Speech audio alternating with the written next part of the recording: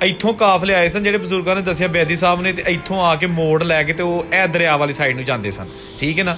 ਤੇ ਅੱਗੋਂ ਬੇੜੀਆਂ ਦੇ ਜ਼ਰੀਏ ਉਹ ਪਾਰ ਕਰਕੇ ਨਾ ਤੇ ਗੱਗੋਮੱਲ ਜਿਹੜਾ ਏਰੀਆ ਹੈ ਔਰ ਜਿਹੜੇ ਦੂਸਰੇ ਉਸ ਤੋਂ ਬਾਅਦ ਅੰਮ੍ਰਿਤਸਰ ਤੱਕ ਇਹ ਰੋਡ ਸੀ। ਇਹ ਬੇਸਿਕਲੀ ਸਿਆਲਕੋਟ, ਨਾਰੋਵਾਲ ਤੇ ਅੰਮ੍ਰਿਤਸਰ ਪੁਰਾਣਾ ਕੱਚਾ ਰੋਡ ਸੀ। ਅੱਜ ਇਹ ਰੋਡ ਬਣ ਚੁੱਕਿਆ। ਸੜਕ ਇਹ ਕਿੱਥੇ ਜਾਂਦੀ ਹੁੰਦੀ ਸੀ? ਅੰਮ੍ਰਿਤਸਰ ਅਸੀਂ ਅੰਮ੍ਰਿਤਸਰ ਤੇ ਹਿੰਦੁਸਤਾਨ ਆਉਣ ਵਾਸਤੇ। ਇਹ ਰਈਏ ਤੋਂ ਜਿਸ ਵੇਲੇ ਕੋਈ ਰਾਵੀ ਵੱਲ ਨੂੰ ਮੁੜਦੇ ਆ, ਉਹਨਾਂ ਨੇ ਟਰਨ ਲਈ ਹੈ ਨਾ, ਕੋਈ ਟਰਨ ਆਉਂਦੀ ਹੈ ਕੋਈ ਜ਼ਿਆਦਾ ਸਨ, ਕਿਸ਼ਤੀਆਂ ਥੋੜੀਆਂ, ਲਿਹਾਜ਼ਾ ਉਹ ਤਕਰੀਬਨ 15 ਦਿਨ ਲਾਗੇ ਦਰਿਆ ਪਾਰ ਕਰਕੇ ਤੇ ਇੰਡੀਆ ਜਾਣ ਵਾਸਤੇ। ਇਧਰ ਰਈਆ ਸਟੇਸ਼ਨ ਹੈਗਾ ਐ ਸਾਹਮਣੇ, ਠੀਕ ਹੈ ਨਾ। ਤੇ ਇਹ ਜਨਾਬ ਇੱਥੇ ਤੁਸੀਂ ਦੇਖੋ ਇਹ ਬਾਕੀਆਂ ਤੇ ਹੈਗੀਆਂ ਨੇ ਕਚਹਿਰੀਆਂ ਜਿਹੜੀਆਂ ਹੁੰਦੀਆਂ ਸਨ। ਇਹ ਪਾਕਿਸਤਾਨੀ ਇਲਾਕਾ, ਉਹ ਇਲਾਕਾ ਜਿੱਥੇ ਕਿ ਕਾਫਲੇ ਹੀ ਕਾਫਲੇ ਜਮਾ ਹੋਏ ਸਨ ਤਾਂ ਕਿ ਇਹ ਸਰਹੱਦ ਪਾਰ ਕਰੀਏ ਤੇ ਹਿੰਦੁਸਤਾਨ ਆਉਣ ਵਾਸਤੇ। ਇਹ ਰਈਏ ਤੋਂ ਜਿਸ ਵੇਲੇ ਕੋਈ ਰਾਵੀ ਵੱਲ ਨੂੰ ਮੁੜਦੇ ਆ, ਉਹਨਾਂ ਨੇ ਟਰਨ ਲਈ ਹੈ ਨਾ, ਕੋਈ ਟਰਨ ਆਉਂਦੀ ਹੈ ਕੋਈ ਲੈਣ ਵਾਸਤੇ, ਉਧਰ ਜਾਣ ਵਾਸਤੇ ਹੋਏਗਾ ਬਈ ਦਰਿਆ ਰਾਵੀ ਤੇ ਜਾਣ ਵਾਸਤੇ। ਸਾਨੂੰ ਇਹ 15ਵੇਂ ਦਿਨ ਅਸੀਂ ਪਾਰ ਕੀਤਾ।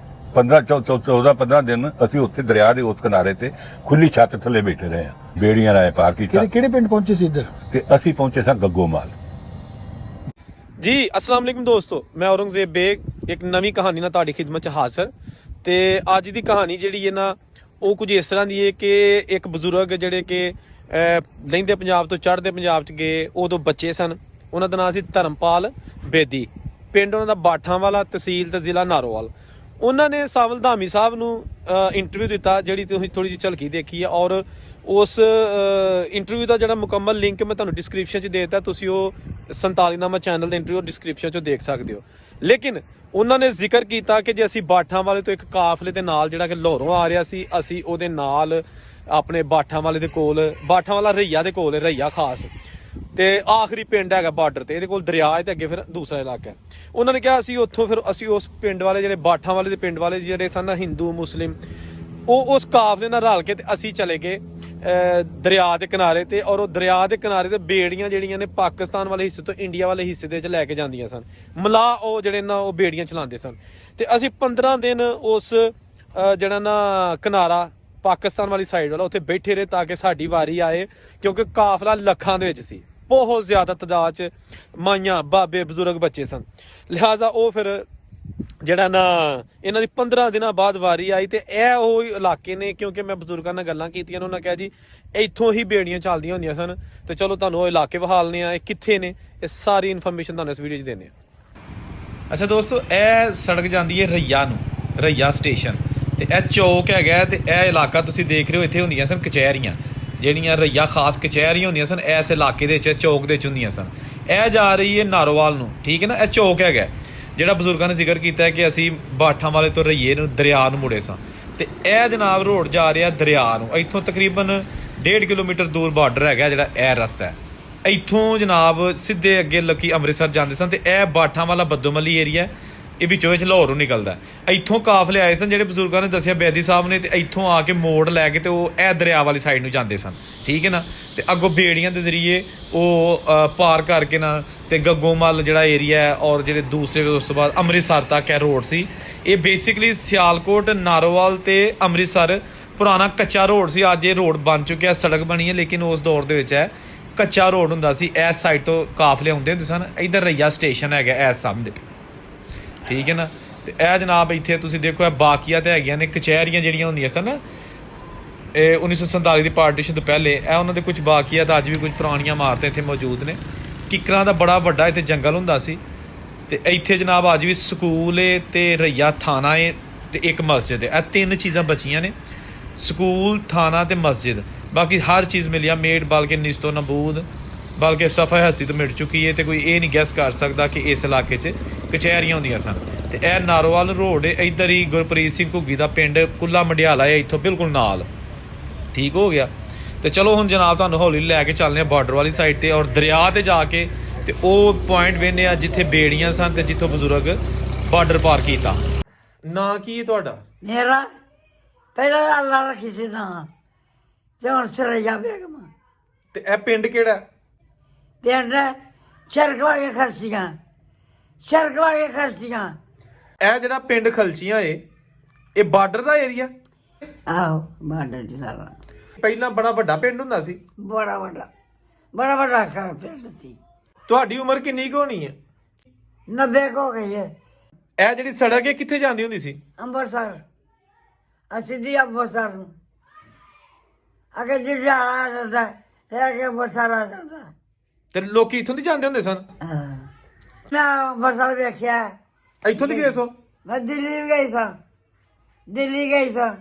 47 ਪਾਕਿਸਤਾਨ ਹਿੰਦੁਸਤਾਨ ਬਣਿਆ ਤੇ ਲੋਕੀ ਇੱਥੋਂ ਦੀ ਗਏ ਨੇ, ਸਿੱਖ ਤੇ ਹਿੰਦੂ ਸਾਰੇ। ਤੁਰਦੇ ਲੋਕ ਜਾਂਦੇ ਹਨ ਅੰਮ੍ਰਿਤਸਰ ਨੂੰ।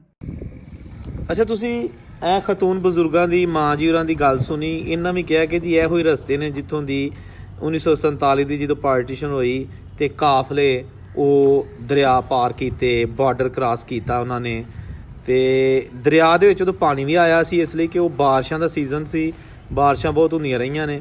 ਤੇ ਬੇਦੀ ਸਾਹਿਬ ਜਿਨ੍ਹਾਂ ਦਾ ਇੰਟਰਵਿਊ ਦੀਆਂ ਝਲਕੀਆਂ ਵੀ ਤੁਸੀਂ ਇਸ ਵੀਡੀਓ ਦੇ ਸ਼ੁਰੂ 'ਚ ਸੁਣੀਆਂ ਨੇ, ਉਹਨਾਂ ਵੀ ਕਿਹਾ ਕਿ ਜੀ ਅਸੀਂ ਐਸੇ ਹੀ ਏਰੀਏ ਤੇ ਜਾ ਕੇ ਨਾ ਤੇ ਜਦੋਂ ਬਾਰਡਰ ਤੇ ਪਹੁੰਚੇ ਤੇ ਉੱਥੇ ਫਿਰ ਅੱਗੇ ਪਾਣੀ ਸੀ, ਦਰਿਆ ਜਿਹੜਾ ਨਾ ਉਹ ਪੂਰੇ ਅਰੂਜ ਦੇ ਵਿੱਚ ਸੀ, ਲਿਹਾਜ਼ਾ ਉੱਥੇ ਕੁਝ ਮਲਾਹ ਸਨ, ਉਹਨਾਂ ਕੋਲ ਕਿਸ਼ਤੀਆਂ ਸਨ, ਉਹ ਪਾਕਿਸਤਾਨੀ ਸਨ। ਉਹਨਾਂ ਨੂੰ ਫਿਰ ਅਸੀਂ ਆਖਿਆ ਕਿ ਸਾਨੂੰ ਛੱਡ ਕੇ ਆਓ, ਤੇ ਲੋਕੀ ਜ਼ਿਆਦਾ ਸਨ, ਕਿਸ਼ਤੀਆਂ ਥੋੜ੍ਹੀਆਂ, ਲਿਹਾਜ਼ਾ ਉਹ ਤਕਰੀਬਨ 15 ਦਿਨ ਲੱਗੇ ਦਰਿਆ ਪਾਰ ਕਰਕੇ ਤੇ ਇੰਡੀਆ ਜਾਣ ਵਾਸਤੇ। ਠੀਕ ਹੋ ਗਿਆ। ਤੇ ਬਾਠਾਂ ਵਾਲੇ ਤੋਂ ਗੱਗੂਮਲ ਅਸੀਂ ਗਏ ਸਾਂ। ਇਹ ਹੁਣ ਮੈਂ ਉਸ ਜਗ੍ਹਾ ਤੇ ਬਹਿ ਗਿਆ ਵਾਂ ਔਰ ਮੇਰੇ ਸਾਹਮਣੇ ਦੂਰ ਇੰਡੀਆ ਦਾ ਇਲਾਕਾ ਨਜ਼ਰ ਆ ਰਿਹਾ। ਉਹ ਇਲਾਕਾ ਜਿਹੜਾ ਕਿ 1947 ਤੋਂ ਪਹਿਲਾਂ ਇੱਕ ਹੀ ਮੁਲਕ ਸੀ, ਲੇਕਿਨ ਇਸ ਵੇਲੇ ਹੁਣ ਉਹ ਸਰਹੱਦ ਬਣ ਚੁੱਕੀ ਹੈ ਵਿੱਚ ਦਰਿਆ ਦੀ।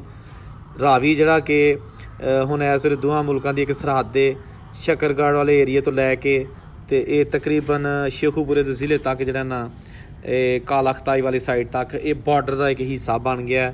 ਕਦੀ ਇੰਡੀਆ ਦੇ ਵਿੱਚ ਦਰਿਆ ਚਲਾ ਜਾਂਦਾ ਹੈ, ਕਦੀ ਇਹ ਪਾਕਿਸਤਾਨ ਵਾਲੇ ਹਿੱਸੇ 'ਚ, ਲੇਕਿਨ ਇਹ ਤਕਰੀਬਨ ਬਾਰਡਰ ਦੇ ਨਾਲ ਹੀ ਸਫ਼ਰ ਕਰਦਾ ਹੈ। ਲੀਕ ਬਣ ਗਈ ਦੋਵਾਂ ਮੁਲਕਾਂ ਦੇ ਵਿੱਚ। ਠੀਕ ਹੈ ਨਾ। ਤੇ ਇਹ ਉਹ ਇਲਾਕੇ ਬਹਿ ਕੇ ਮੈਨੂੰ ਉਹ ਪੁਰਾਣੀਆਂ ਯਾਦਾਂ ਆ ਰਹੀਆਂ ਨੇ ਕਿ ਜਿਸ ਤਰ੍ਹਾਂ ਬਜ਼ੁਰਗ ਕਹਿੰਦੇ ਨੇ ਕਿ ਅਸੀਂ ਉੱਥੇ 15 ਦਿਨ ਖੁੱਲ੍ਹੇ ਆਸਮਾਨ ਥੱਲੇ ਦਰਿਆ ਦੇ ਕਿਨਾਰੇ ਬੈਠੇ ਰਹੇ ਸਾਂ ਤੇ ਫਿਰ ਅਸੀਂ ਕਿਸ਼ਤੀਆਂ ਦੇ ਨਾਲ ਉਹ ਪਾਰ ਕਰਕੇ ਤੇ ਜਦੋਂ ਅਸੀਂ ਦੂਸਰੇ ਪਾਰ ਚਲੇ ਗਏ ਇੰਡੀਆ ਵਾਲੇ ਇਲਾਕੇ 'ਚ, ਫਿਰ ਜਾ ਕੇ ਤੇ ਅਸੀਂ ਆਪਣੀਆਂ ਫੈਮਲੀਆਂ ਨੂੰ ਮਿਲ ਗਏ। ਫਿਰ ਉੱਥੇ ਜੱਥਾ ਕਾਫਲਾ ਬਣਿਆ ਤੇ ਅਸੀਂ ਫਿਰ ਆਪਣੇ ਇਲਾਕਿਆਂ ਯਾਨੀ ਅੰਮ੍ਰਿਤਸਰ ਤੇ ਫਿਰ ਜਿੱਥੇ ਕੋਈ ਜਾ ਕੇ ਸੈਟਲ ਹੋਇਆ।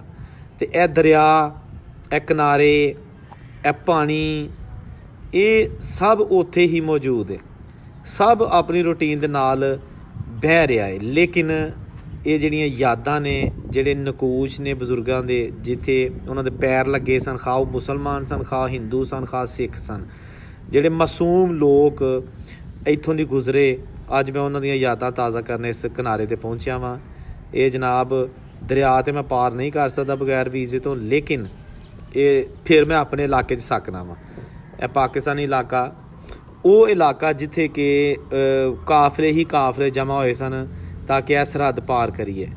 ਮੇਰੇ ਸਾਹਮਣੇ ਇੰਡੀਆ ਦਾ ਇਲਾਕਾ ਔਰ ਉਹ ਬਜ਼ੁਰਗਾਂ ਦੀਆਂ ਯਾਦਾਂ, ਮੈਨੂੰ ਇਸ ਤਰ੍ਹਾਂ ਲੱਗਦਾ ਹੈ ਜਿਸ ਤਰ੍ਹਾਂ ਕਿ ਅੱਜ ਵੀ ਬਜ਼ੁਰਗ ਇੱਥੇ ਆਸ-ਪਾਸ ਮੌਜੂਦ ਨੇ ਔਰ ਸ਼ਾਇਦ ਮੈਂ ਉਹਨਾਂ ਦੀ ਕੋਈ ਖਿਦਮਤ ਕਰ ਸਕਾਂ, ਉਹਨਾਂ ਦੀ ਕੋਈ ਮਦਦ ਕਰ ਸਕਾਂ ਇਹ ਕਿਨਾਰੇ 'ਤੇ ਬੈਠ ਕੇ। ਤੇ ਵਾਕਿਆ ਹੀ ਮੈਨੂੰ ਇਸ ਤਰ੍ਹਾਂ ਫੀਲ ਹੋ ਰਿਹਾ ਹੈ ਕਿ ਜਿਸ ਤਰ੍ਹਾਂ ਅੱਜ ਵੀ ਮੇਰੇ ਆਸ-ਪਾਸ ਉਹ ਰਿਫਿਊਜੀ ਬੈਠੇ ਨੇ ਜਿਹੜੇ ਕਹਿ ਰਹੇ ਨੇ ਕਿ ਅਸੀਂ ਜੇ ਦਰਿਆ ਪਾਰ ਕਰਕੇ ਪਾਕਿਸਤਾਨ ਜਾਣਾ ਜਾਂ ਦਰਿਆ ਪਾਰ ਕਰਕੇ ਤੇ ਪਾਕਿਸਤਾਨ ਵਾਲੇ ਹਿੱਸੇ ਤੋਂ ਇੰਡੀਆ ਵਾਲੇ ਹਿੱਸੇ ਜਾਣਾ। ਬਹੁਤ ਜਨਾਬ ਇੱਕ ਅਜੀਬ ਜੀ ਫੀਲਿੰਗਸ ਨੇ। ਠੀਕ ਹੈ ਨਾ। ਮੇਰੀ ਹਮੇਸ਼ਾ ਕੋਸ਼ਿਸ਼ ਹੁੰਦੀ ਹੈ ਤੁਹਾਨੂੰ ਤਾਰੀਖ ਦੇ ਉਹ ਜਿਹੜੇ ਪੁਰਾਣੇ ਨਕੂਸ਼ ਨੇ, ਪੁਰਾਣੀਆਂ ਯਾਦਾਂ ਨੇ, ਜਿਹੜੀਆਂ ਬਜ਼ੁਰਗਾਂ ਨੇ 1947 ਦੇ ਜਿਹੜੇ ਗਵਾਹ ਸਨ, ਮੁਸਲਮਾਨ, ਹਿੰਦੂ, ਸਿੱਖ, ਉਹਨਾਂ ਨੇ ਇੰਟਰਵਿਊ ਦਿੱਤੇ ਨੇ ਜਾਂ ਉਹਨਾਂ ਨੇ ਦੱਸੀਆਂ ਨੇ ਗੱਲਾਂ, ਮੈਂ ਉੱਥੇ ਪਹੁੰਚ ਜਾਂਦਾ ਵਾਂ ਤਾਂ ਕਿ ਮੈਂ ਪਤਾ ਕਰਕੇ ਆਵਾਂ, ਉੱਥੋਂ ਦੇ ਇਲਾਕੇ ਦੇ ਲੋਕਾਂ ਨੂੰ ਪੁੱਛਾਂ ਕਿ ਇਹ ਕੀ ਜਿਹੜਾ ਨਾ ਉਹ ਜਗ੍ਹਾ ਕਿਹੜੀ ਸੀ। ਉਹਨਾਂ ਨੂੰ ਮੈਂ ਵੀਡੀਓ ਦੇ ਕਲਿੱਪ ਸੁਣਾਉਂਦਾ ਹੁੰਦਾ ਜਿਹੜੀ ਉਹਨਾਂ ਗੱਲਾਂ ਕੀਤੀਆਂ ਹੁੰਦੀਆਂ ਨੇ ਤੇ ਫਿਰ ਜਾ ਕੇ ਤੇ ਮੈਂ ਮੁਤਲਕਾ ਇਲਾਕਿਆਂ 'ਚ ਪਹੁੰਚਣਾ। ਤੁਹਾਡੇ ਵਾਸਤੇ ਬੜੀ ਮਿਹਨਤ ਨਾਲ ਵੀਡੀਓ ਬਣਾਉਣਾ। ਤੁਸੀਂ ਇਹਨੂੰ ਸਬਸਕ੍ਰਾਈਬ ਚੈਨਲ ਜ਼ਰੂਰ ਕਰਿਆ ਕਰੋ ਤਾਂ ਕਿ ਮੇਰੀ ਹਰ ਵੀਡੀਓ ਜਿਹੜੀ ਹੈ ਨਾ ਉਹ ਤੁਹਾਡੇ ਤੱਕ ਪਹੁੰਚ ਸਕੇ। ਠੀਕ ਹੈ ਨਾ। ਜਿਹਨੇ ਹਲੇ ਤੱਕ ਸਬਸਕ੍ਰਾਈਬ ਨਹੀਂ ਕੀਤਾ ਉਹ ਜ਼ਰੂਰ ਕਰ ਲਓ। ਤੇ ਅੱਗੇ ਵੀਡੀਓ ਤੇ ਮੈਂ ਤੁਹਾਨੂੰ ਹੁਣ ਦਿਖਾਉਣਾ ਉਹ ਏਰੀਆ ਜਿਹੜੇ ਤੁਸੀਂ ਵੇਖ ਰਹੇ ਹੋ, ਇਹ ਨਾਰੋਵਾਲ ਦਾ ਏਰੀਆ ਜਿਹੜਾ ਕਿ 1947 ਦੀ ਜਦੋਂ ਪਾਰਟੀਸ਼ਨ ਹੋਈ ਤਾਂ ਨਾਰੋਵਾਲ ਤਹਿਸੀਲ ਹੁੰਦੀ ਸੀ ਜ਼ਿਲ੍ਹਾ ਸਿਆਲਕੋਟ ਦੀ, ਤੇ ਫਿਰ ਹੁਣ ਇਸ ਵੇਲੇ ਮੌਜੂਦਾ ਤੌਰ 'ਤੇ ਜਿਹੜਾ ਨਾਰੋਵਾਲ ਹੈ ਬਜ਼ਾਤੇ ਖੁਦ ਇੱਕ ਜ਼ਿਲ੍ਹਾ ਹੈ ਤੇ ਇਹਦੀ ਤਹਿਸੀਲ ਜਿਹੜੀ ਹੈ ਨਾ ਉਹ ਸ਼ਕਰਗੜ੍ਹ ਹੈ। ਤੇ ਹੁਣ ਇੱਧਰ ਜਿਹੜਾ ਬੱਦੋਮਲੀ ਦਾ ਵੱਡਾ ਕਸਬਾ ਹੈਗਾ ਉਹਦੇ ਕੋਲ ਰਈਆ ਖਾਸ ਏ, ਮੱਤੇ ਕੇ ਤਰਪਾਲਾਂ ਏ, ਗਾੜੂ ਵਾਲੇ, ਫਿਰ ਬਾਠਾਂ ਵਾਲਾ, ਗਿੱਗੇ ਵਾਲੀ, ਭੈਣੀਆਂ, ਸ਼ਾਹਪੁਰ, ਇਹ ਸਾਰੇ ਉਹ ਇਲਾਕੇ ਦੇ ਜਿਹੜੇ ਆਸ-ਪਾਸ ਇਸ ਬਾਰਡਰ ਦੇ ਉੱਤੇ ਮੌਜੂਦ ਨੇ। ਔਰ ਯਕੀਨਨ ਇੱਥੋਂ ਦੇ ਜਿਹੜੇ ਲੋਕ ਇੱਥੋਂ ਮਾਈਗ੍ਰੇਟ ਕਰਕੇ ਗਏ ਨੇ ਉਹ ਅਗਰ ਇਹ ਵੀਡੀਓ ਵੇਖਣਗੇ ਉਹਨਾਂ ਨੂੰ ਜ਼ਰੂਰ ਉਹ ਯਾਦਾਂ ਆਉਣੀਆਂ ਸ਼ੁਰੂ ਹੋ ਜਾਣਗੀਆਂ ਜਿਹੜੀਆਂ ਮੈਂ ਡਿਸਕਸ ਕਰ ਰਿਹਾ ਹਾਂ। ਦੋਸਤੋ, ਜੋ ਹੋਣਾ ਸੀ ਹੋ ਗਿਆ।